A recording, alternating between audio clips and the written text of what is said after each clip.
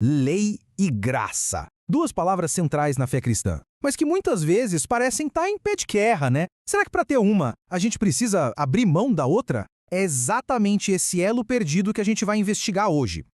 Sabe aquela ideia que a gente ouve bastante por aí?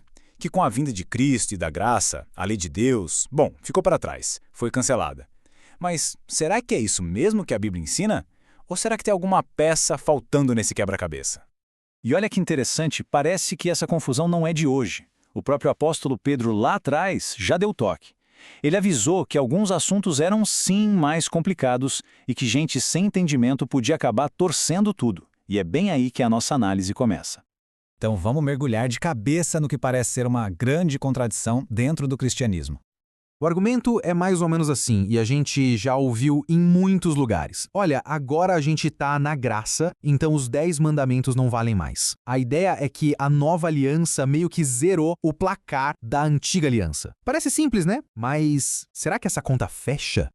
Para a gente entender de verdade o que é a graça, a gente precisa dar um passo para trás e entender primeiro qual é o papel essencial da lei. E aqui a coisa fica bem direta.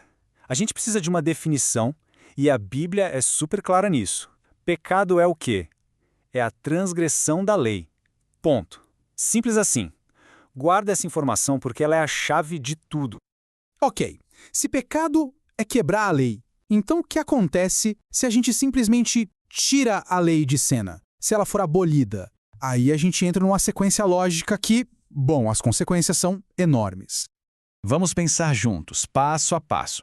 Primeiro, imagine que não existe mais lei. Se não tem lei, não tem como ter transgressão, certo? É o segundo passo. E se não tem transgressão, adivinha?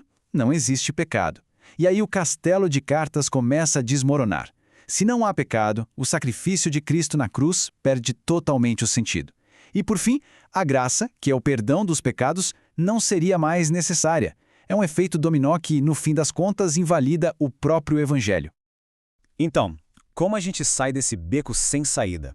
Bom, o pulo do gato está num detalhe que muita gente deixa passar. A Bíblia, na verdade, fala de 2 tipos de lei, não de uma coisa só. Pensa assim, de um lado a gente tem a lei moral, os 10 mandamentos. Essa é eterna, um espelho do caráter de Deus. Foi escrita pelo dedo do próprio Deus e guardada dentro da Arca da Aliança. Ela define o que é pecado. Do outro lado, a gente tem a lei cerimonial. Essa era parte dos sacrifícios, dos rituais. Foi escrita por Moisés num livro e ficava ao lado da arca. Ela era como uma seta, apontando para o futuro, para o sacrifício de Cristo. Quando Cristo morreu na cruz, essa lei cumpriu seu propósito.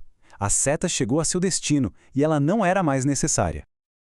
Agora, por que essa insistência em dizer que toda a lei acabou? Muitas vezes, essa conversa toda tem um alvo bem específico. Um mandamento que fica meio esquecido de propósito. Para a gente entender a estratégia, tem uma história antiga que serve como uma luva. Lembra do rei Herodes? Para se livrar de um único bebê que ele via como uma ameaça, ele mandou eliminar todas as crianças. A lógica aqui é parecida. Tem gente que, para se livrar de um único mandamento que incomoda, tenta derrubar todos os 10 de uma vez. E qual seria esse mandamento tão problemático? De todos eles, o alvo é o número 4. Exato. O mandamento do sábado. Lembra-te do dia do sábado para o santificar. É a ordem de guardar o 7º dia, algo que vem desde a criação do mundo. E acredite, muitas vezes é por causa desse mandamento que surge todo o argumento para tentar anular a lei inteira. Certo? Então, se a lei moral não foi abolida, o que a nova aliança fez com ela? A resposta é incrível. Não se trata de apagar a lei, mas de escrevê-la em um novo lugar, no coração. E não é achismo. O apóstolo Paulo foi categórico. Ele perguntou, a gente anula a lei pela fé? E respondeu, de jeito nenhum. Pelo contrário, a gente confirma a lei. E essa é a grande virada de chave. Na antiga aliança, a lei estava escrita em pedra. Era algo externo. E a obediência muitas vezes vinha pelo medo. Já na nova aliança, Deus promete, vou escrever a minha lei no coração e na mente deles. A obediência passa a ser interna, nascendo de um relacionamento, de um coração transformado pelo amor. Percebe a mudança de perspectiva? A gente não obedece mais para tentar ser salvo. Isso é impossível. A gente obedece porque já foi salvo pela graça. A obediência vira uma consequência, uma resposta de amor e gratidão por um presente que a gente não merecia.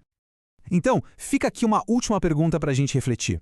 Se a lei é o retrato da justiça perfeita de Deus, e a graça tem o poder de nos transformar por dentro, como essa justiça divina aparece, na prática, numa vida que foi tocada pela graça? É aí que a lei e a graça deixam de ser opostas e se encontram de verdade.